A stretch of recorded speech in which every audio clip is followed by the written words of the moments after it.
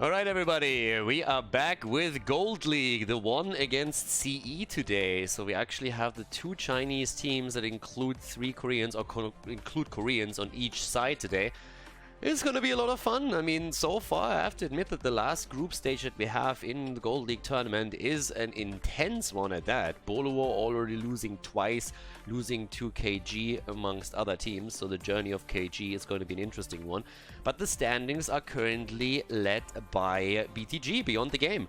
And both of the teams that we're seeing here right now are going to do their best to start challenging them as we're heading into Infernal Shrines, our first game of the best of two series.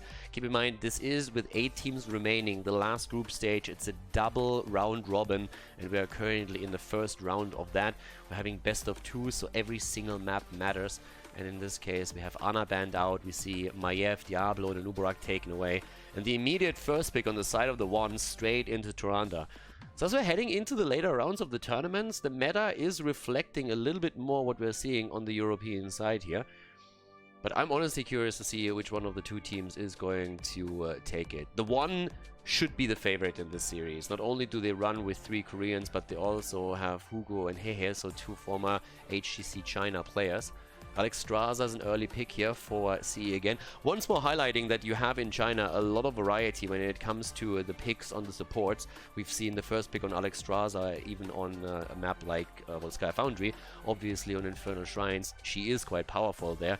ETC, still a huge priority on the side of the Chinese. Much higher than what we're seeing in Europe these days, even though ETC makes it in drafts in Europe too. Especially with Granite Gaming running Lauba in their lineup.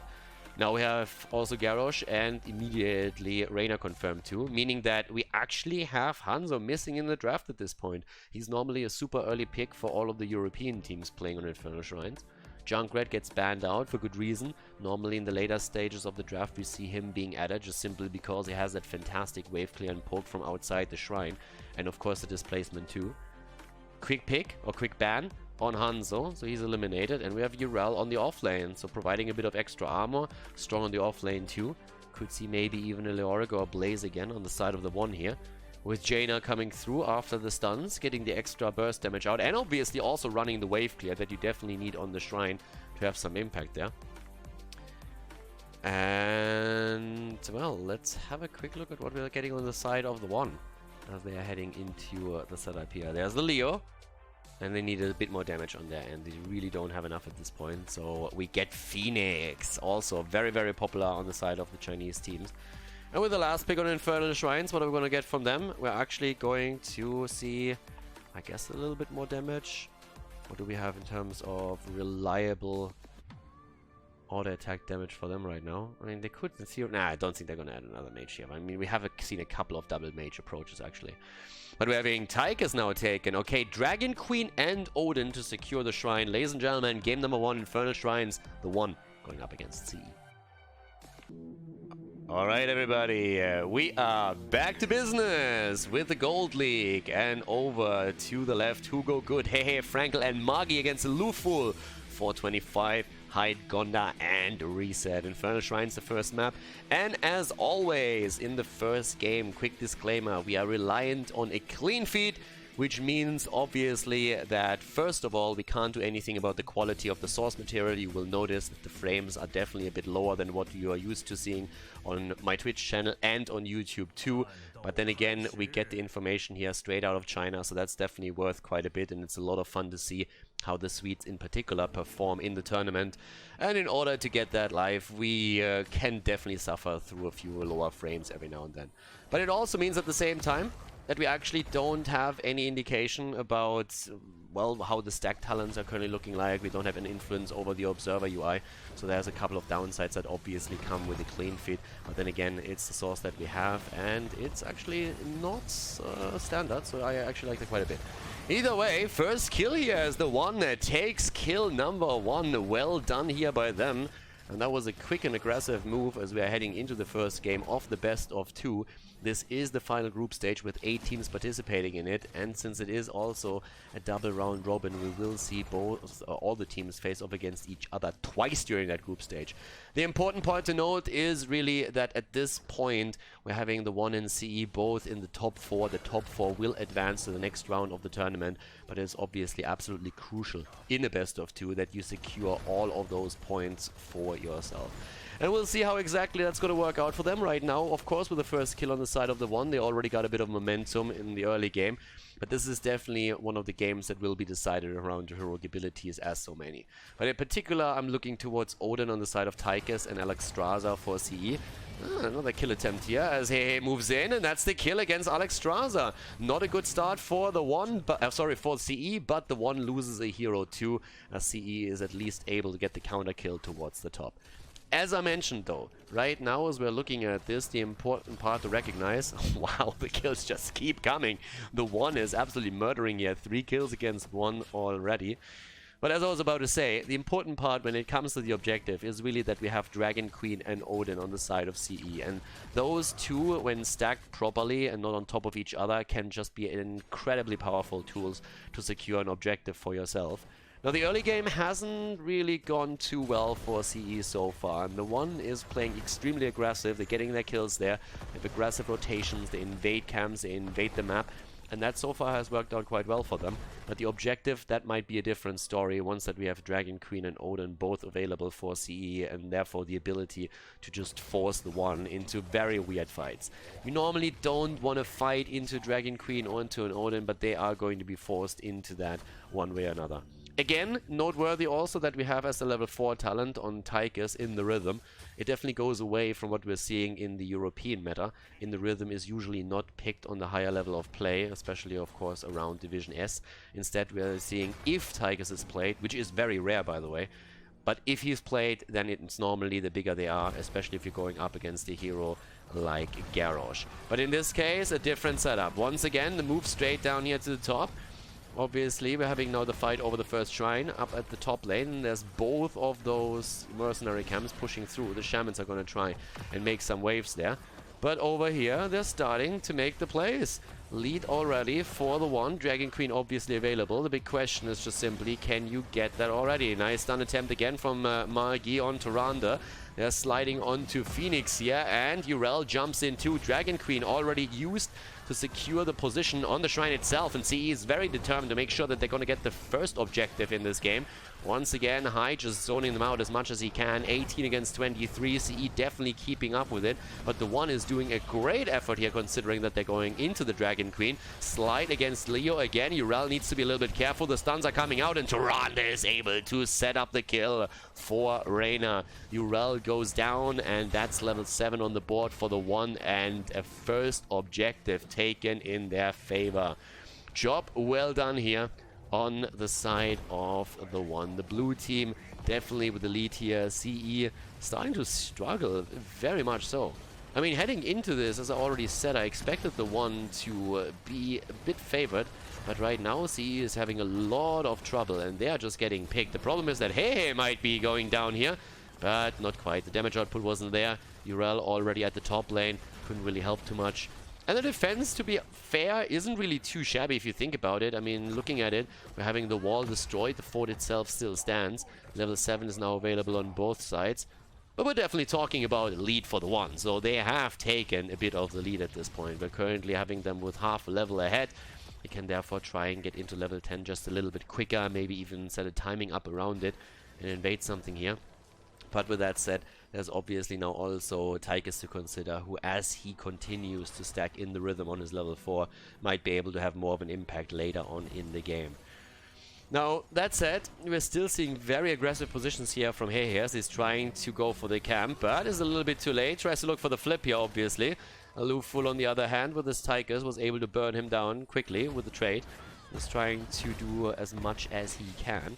But with that said, we're having now, Leoric a bit isolated, and Good is about to fall, goes down as we have Jaina flank in. Now, interestingly enough, Urel also going into the Divine Steed here on level 7. And it's going to allow her to rotate much quicker between the mid and the top lane. We're going to see the rotation a lot in this game, trying to keep up with the experience. So 425 is going to try and put that to some good use. You can actually tell that ETC is also, with his build, trying to emulate a bit what we usually see when Vala is played. he is trying to create the space for not only Jaina, but more so for Tychus, since one of the problems that Tychus obviously has is that he has to be very close to the action outside of Odin being used, so ETC can definitely keep himself safe whenever the engage comes.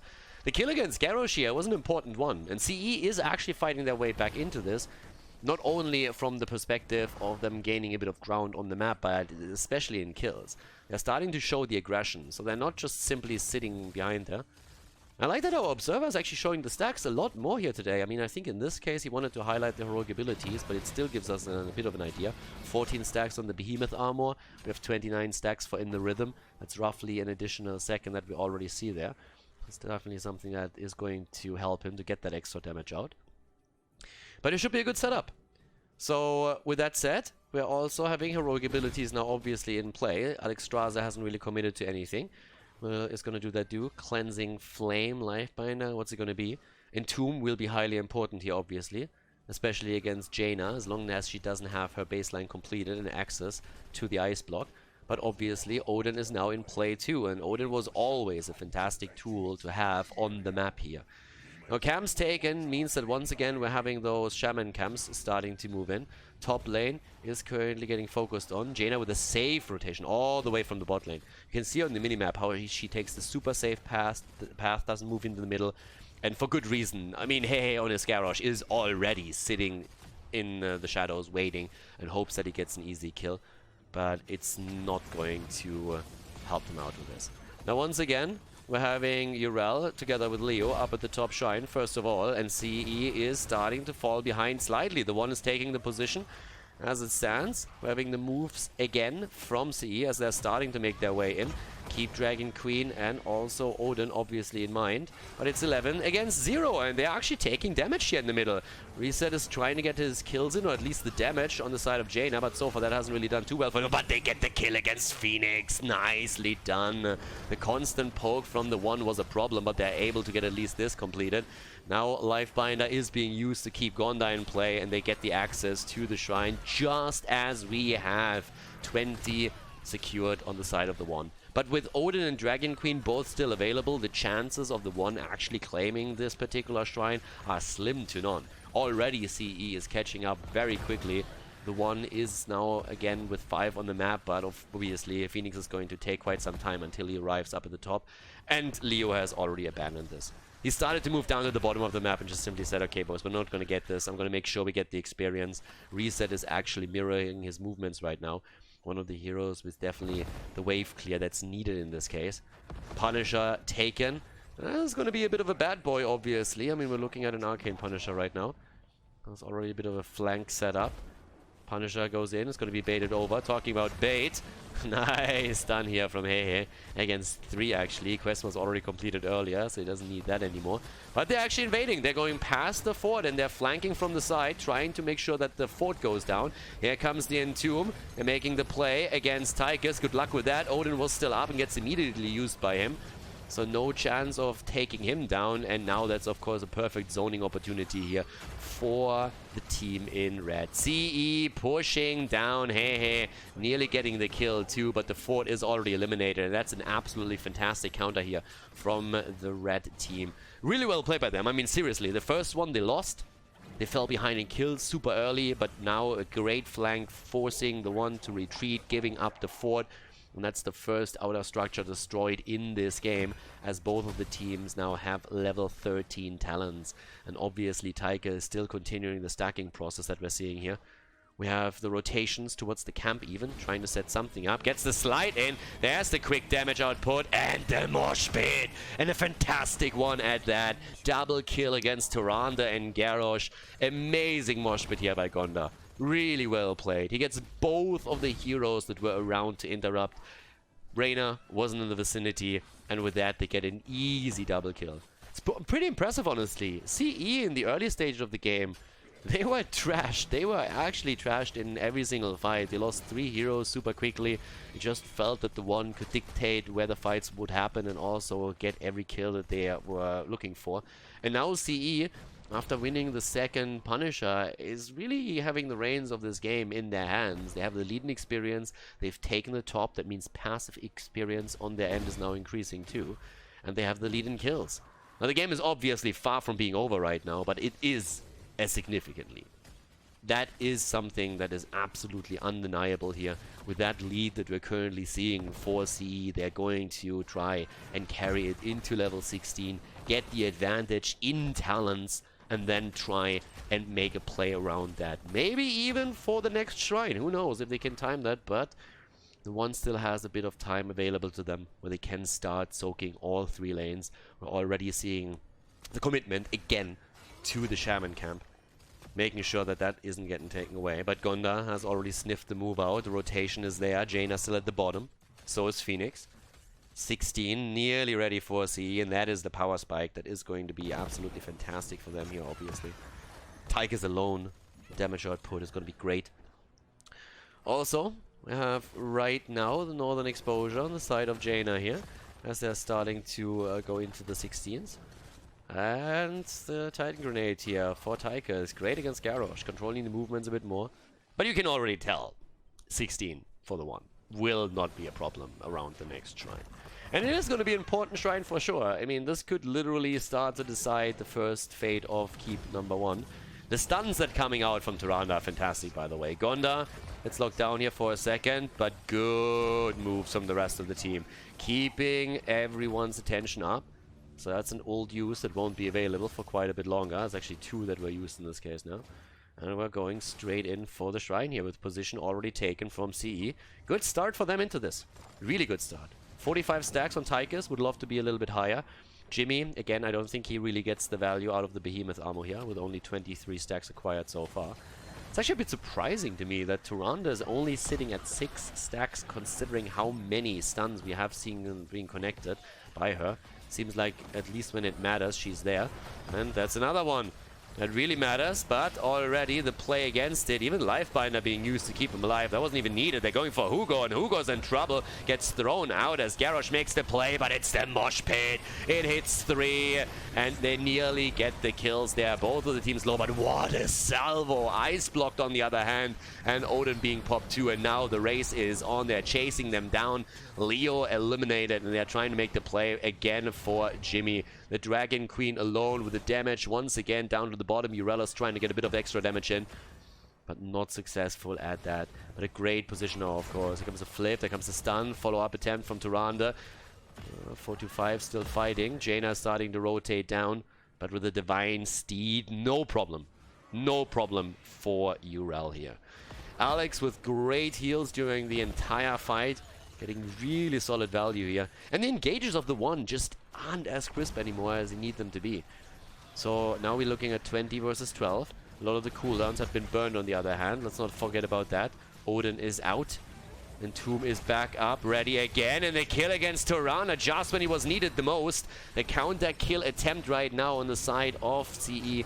Or the one, but we have Leo about to fall. Reset, ice blocks the taunt!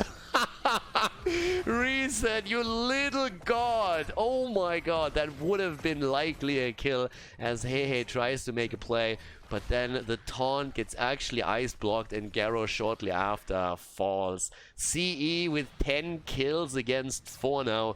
And that is going to give them another Punisher as well. Unbelievable. What a fantastic timing here by him. Great ice block. Ice blocks the taunt out and Garrosh just sits there and looks stupid afterwards. That was a hashtag outplayed right there. Really, really well done. And you look at the lead in the experience, and of course, CE is now dominating those stats. They are on level 19 against 17. That's nearly a 2-level lead for them right now as they're breaking through the wall. They have a double camp with Khazras also pushing in. I mean, there is no doubt that the keep is going to fall. Your only question here is really, can you get more? Can you get a bit more damage in? Are you going to get some kills and make the play for game, or how is this going to work out for them? As again the approach against Leo is already moving away. Good salvo again, get some decent damage out, but the core is still being assailed. The Immortal or the Punisher is not quite down just yet. They're trying to make the plays here. Hugo needs to be careful. Stuns come in, shields are falling, Khazras everywhere, and the shields are falling fast. And it's not only the shields that are falling, they're taking them down completely. Ladies and gentlemen, here comes the mosh pit attempt again as the core is down to 50%. They're making the play here. Alex Straza once more as we have CE trying to go for the victory. Could literally just auto attack it. 30%. and 20 goes down to 10, and this has to be game. Even with Jaina down, they should have enough, and they indeed do. CE takes game number 1 in the best of 2 against the 1.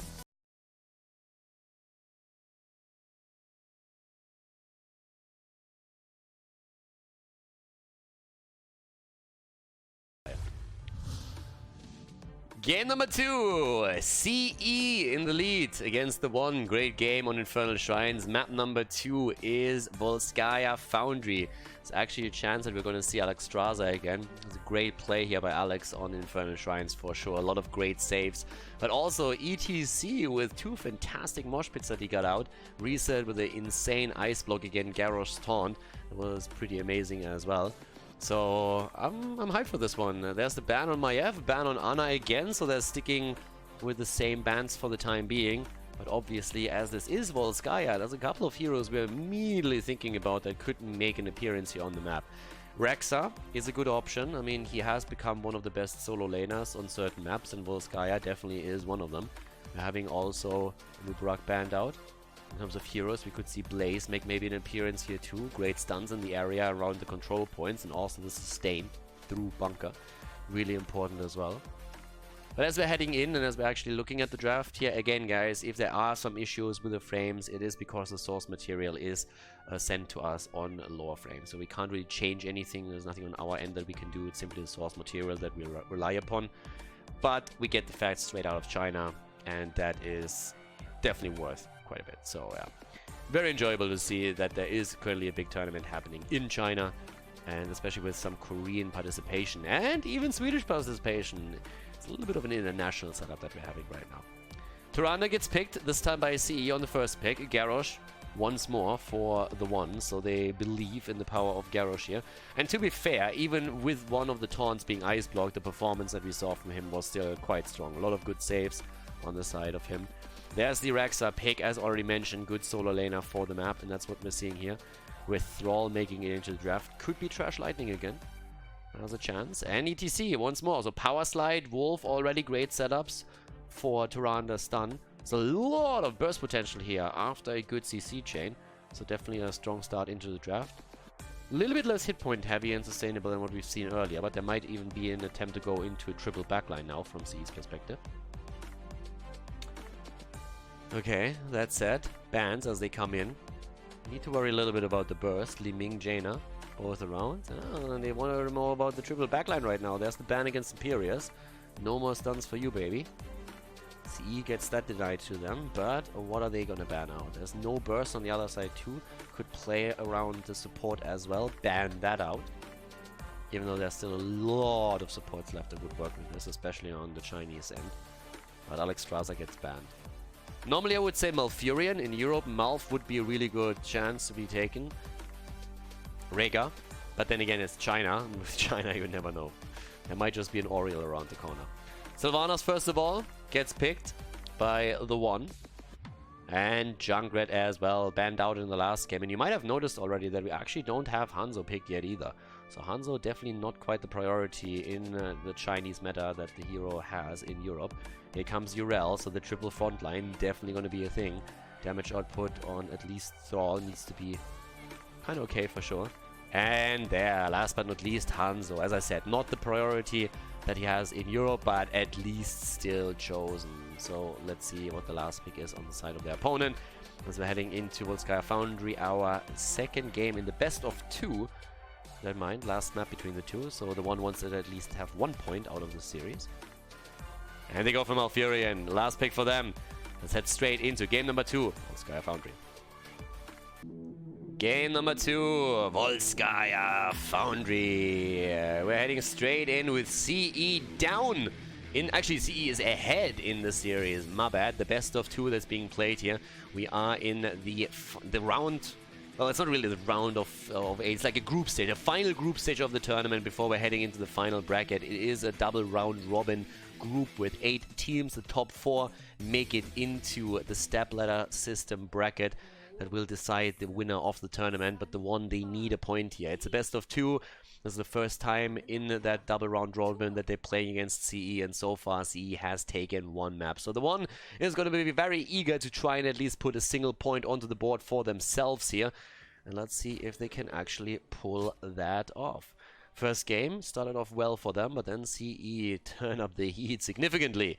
Trash Lightning taken for Thrall as the level 1, as so often. Good talent to take on this map and good talent to take on Battlefield of Eternity. Outside of those two, usually not something that you want to rely upon too much. Normally Echo of Elements is the better option there, but in this case it definitely makes sense. Frankel already taken down pretty easily, down to 40% health, so it's definitely an issue. And at the same time, what do we have down to the bottom of the map? Well, there's Rexa taking his position up in the middle. Still, of course, everybody gathering around to get ready for the first mercenary camp on the map. And this is popping up right now. It's all about the turrets, all about the items. You want to make sure... Oh, they actually converge onto the healing beacon first. So CE with a very early commitment to the healing beacon. And there's 3 heroes currently trapped at the bottom, which means that this is a freebie. Nicely done by them. So they identify that there is a bit of a window for them. They are all stuck around the mid and the top lane. And when they see Sylvanas at the bottom of the map, they make the commitment here. CE, therefore, with healing beacon and still enough time to go for their own turret. So they get the advantage heading into objective number 1. Well played by CE. Double turrets for them, or double item for them. Really important setup.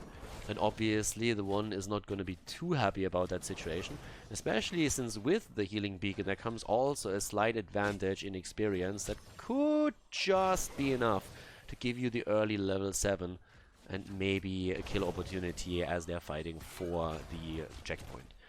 Now Thrall goes into the Alpha Wolf too, so we have Alpha Wolf, we have the Crash Lightning, and besides that, the level 4 talent now also very importantly Indomitable, that's going to be used from, Garrosh to have the position there for a little bit longer.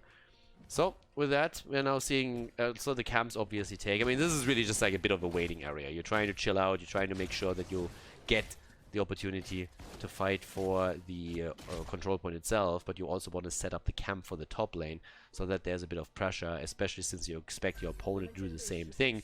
You want to offset that push from them.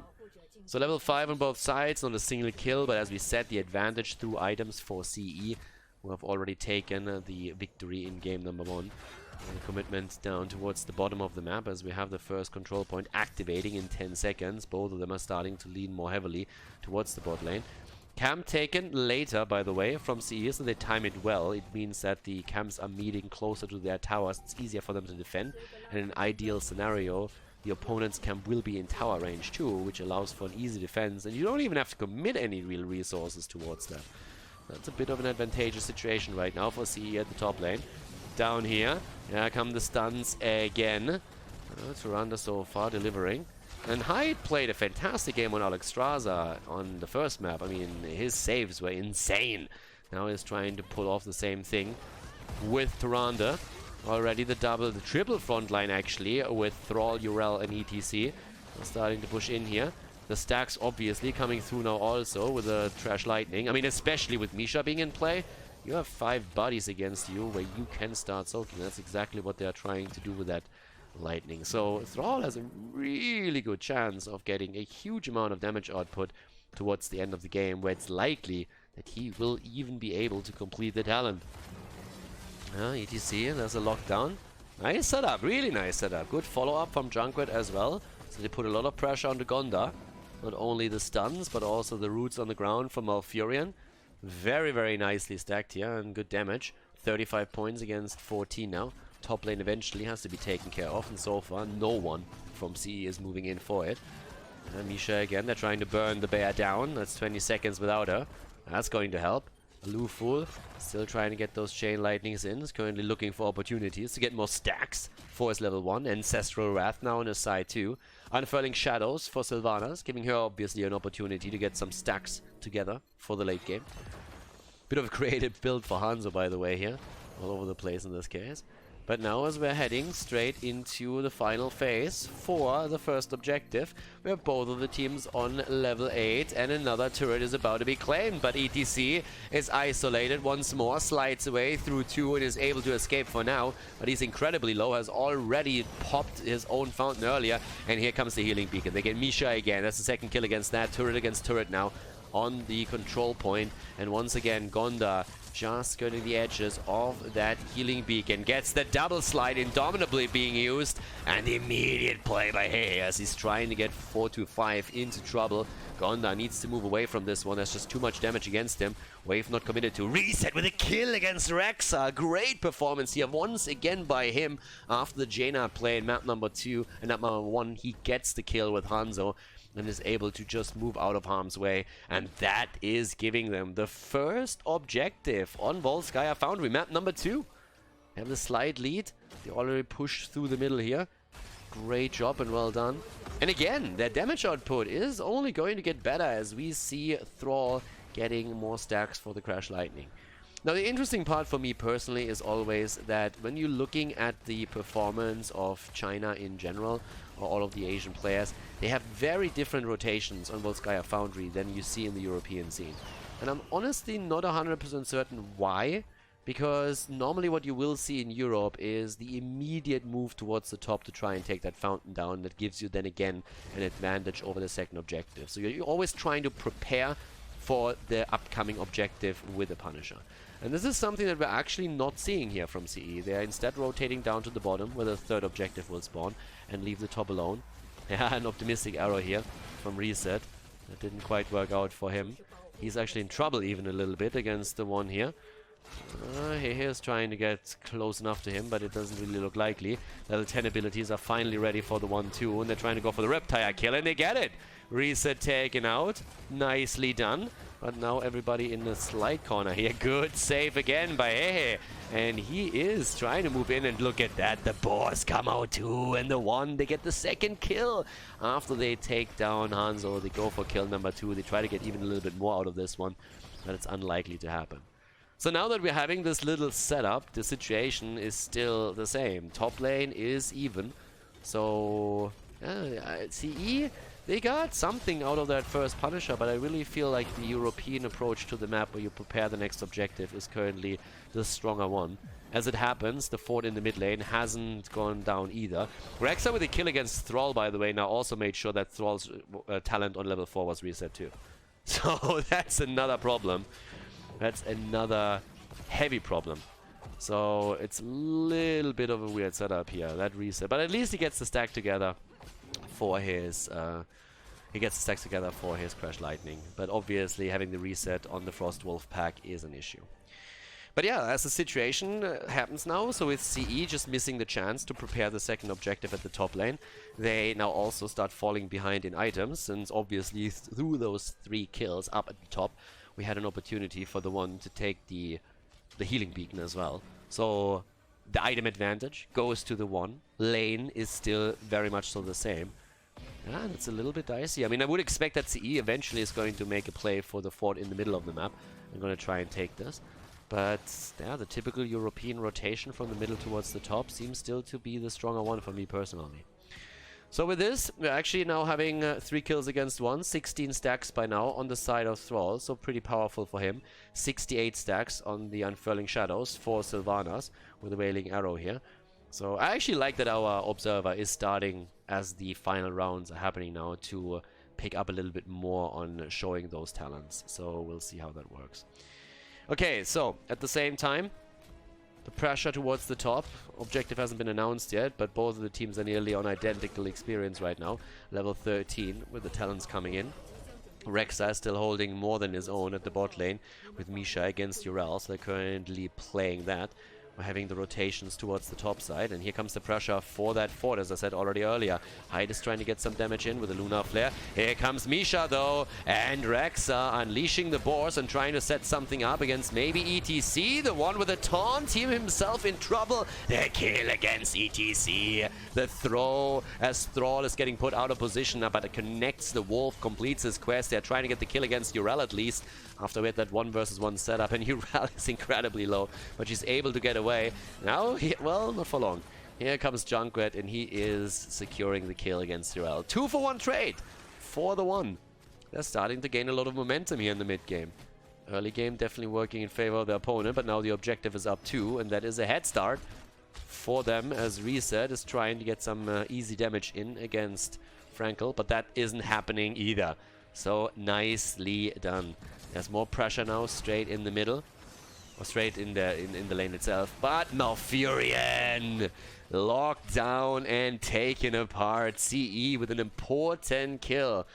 That was a little bit of a blunder there by the positioning of Malfurion on the side of the 1, so definitely problematic for them, having to give up the control over the objective. And also it looks like we are going to have another item now taken by CE. It's a nice back and forth.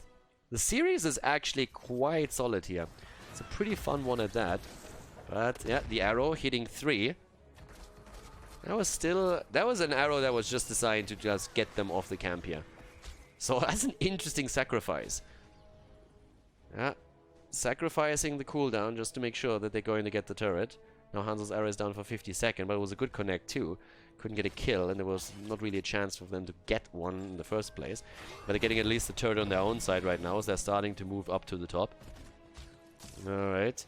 So, again, Gonda sitting at the side, 96%. They have to move in, and they have to move in now. Garrosh is about to fall, and yep, he is down, and CE is taking the reins of the game again. They're about to get the next objective. They're already making the play for Misha here again.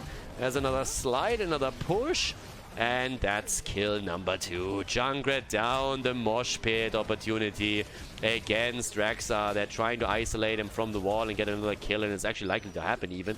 But the problem is that Gonda is also slightly low and needs to be careful now. Is able to keep himself alive. Turrets are all obliterated. Rexa hasn't fallen, but that is still a punisher, a protector for CE. I mean, they are looking powerful with this. The 1 looked great after the first objective was taken, but when it comes to the fights themselves, they are in trouble. And now things are, of course, looking still pretty solid. The arrow misses as Reset throws it out again, but this 4 towards the top lane is going to fall for sure. Traditionally, what you would see from Europe at this point is a move down to the bottom of the map and trying to ensure that the 3rd objective is taken out to again give them a lane advantage. And this is pretty much what's currently happening on the side of CE as well. Already pushing through this. No commitment towards the keep, which you can definitely make if you are massively ahead, but it's still even talents. So in this case, they don't want to risk that. It's all about setting up the next objective for yourself. So this is where they're starting to move in. Fountain is down. That's already a big win. But if you obviously can take that fort itself, that's even more important here. Take all of that down. Make sure that there's no retreat point for your opponent. And then you can just push from there and see if you can get a little bit more. The wall itself, for example. Which they don't commit to. They have 20 seconds and 50% HP. So I'm not quite sure where exactly they're headed with this. I'm honestly a little bit skeptical of what they're doing with that. I feel they could have taken the wall at the bottom, or at least part of it, and that would have been great to prepare for the next objective. So a little bit weird to see them just waste the remaining protector, especially since there was still Junkrat at the top lane. So I feel taking the wall at the bottom would have been definitely worth it for them. If you win the next objective with it, you get the keep guaranteed, and you're very likely to also get significant damage onto the core. It's a bit of a weird one. 19 stacks and 130 on the Trash Lightning and the Unfurling Shadows. So Sylvanas is actually starting to get solid stacks together here. 130, 13 minutes in. That isn't too bad. That is actually be pretty decent, so they can definitely use that as a bit of an advantage there for themselves in the next fight. If Sylvanas keeps the stacks going as she does currently, she will have an absolute enormous damage output towards the later stages of the game. And, well, there's the play for Misha again, so they get that at least. Are they going to get a little bit more? Is there an actual kill following it up? Not quite. But they're trying to make the play for the items again. Okay. 20 stacks also for Thrall. Once that he has everything completed and has the 30, he is going to just nuke them into oblivion with a continuous poke. Top lane. That's where Thrall is now taking his position. And the one is playing this quite careful. I mean, they are a level behind right now. So it's level 20 is going to be bit of an issue, for sure. Level 20 will be a bit problematic. Now even the Thunderstorm comes in for Thrall, so he actually doesn't go into Alpha Wolf. With his level 4 quest completed, Alpha Wolf definitely being a big option against a hero like Garrosh, but he's more so speccing into the Thunderstorm so that he has even more damage, and also of course the slows that come with the talent. That's going to be particularly noticeable once he has his level 1 completed and has the quest reward that prioritizes heroes. So that's going to be fantastic for him. But half a level away from level 20. And CE wants, obviously, Storm Talents for the third objective. As I said, third objective would be great. I would have loved for them to use the last 20 seconds on the Protector earlier to get the bottom wall. They didn't do that, didn't commit to it, didn't feel it was necessary. But now we're having the ones still trying to get the stacks together, get the experience together, try and catch up a little bit in that. Hopefully for them, get level 20 around the time that the objective is maybe on roughly 50% taken, because initially they are going to lose the position. Initially they are very, very likely to have to give it up, but since this is a drawn out process in which you try to get the objective on Volskaya Foundry, you normally then have still an opportunity to go in a bit later on. And there it is, objective announced, and there's the 20 of course, and with that we have powerful talents coming through again. Seraphim for Urel, we have the Blink here for Thrall, which is going to be great for him, of course, as well, to get out of harm's way. Or close the gap and chase the target down, if that's needed. Bullseye for Hanzo. And I guess that ETC is going to make his choice a bit later. Deathmush always a possibility. Tour boss as well. Top lane, the good, trying to get the experience for his team here with Rexa. Obviously, this is now the moment where CE is trying to get the objective, or as much as they can. They have the lead, and the one is just trying to get experience. He's just literally sitting there, like, please, please, please, take another wave, get that half level, so that we can fight for the Protector. Because losing out on the third Protector normally costs you at least a keep. Oftentimes it costs you the game. But the keep at least is going to go down. Hugo, great arrow, sundering, and what a kill. What a kill. Clutch, but they make it happen. They take the Riptire down too. That was really, really well done here. And that is definitely going to be another Protector for CE, and it might be game here. Okay, let's see what we have for this one right now. Here comes the push again. We're currently seeing level 20 as the Protector jumps, nearly ready for the one. Rexa is still at the top, trying to get a camp here. That's going to get them a bit more experience. But as I said, this could be the play for game. And with Sylvanas down, one of your main damage dealer, if not the main damage dealer for you at this point, is already gone. She had crazy stacks on the Unfurling Shadow. She was sitting at 13 since the 13-minute mark, 130 since the 13-minute mark. Could have definitely snowballed this a little bit farther. Can they get ETC? If Godna goes down, they have a chance here. Here comes the Feigned Death, and I'm not sure if that's going to save Rexa. Nope, he goes down, and he might not be the only one. Hey, he's in trouble too, and that's the front lane gone. Just as Sylvanas comes back, and we are looking at the core, CE is likely to take the 2-0 victory right now, which is actually incredible considering how this group is playing out so far. Down goes Hanzo, that's at least one kill, but the core is also falling. The shield is already gone as we have a little bit of a support battle happening here between Hyde and Magi, but the core is down to 40% at this point, and it has no doubt that the game ends right here. CE takes down the one with a 2-0 victory on Volskaya Foundry, ladies and gentlemen.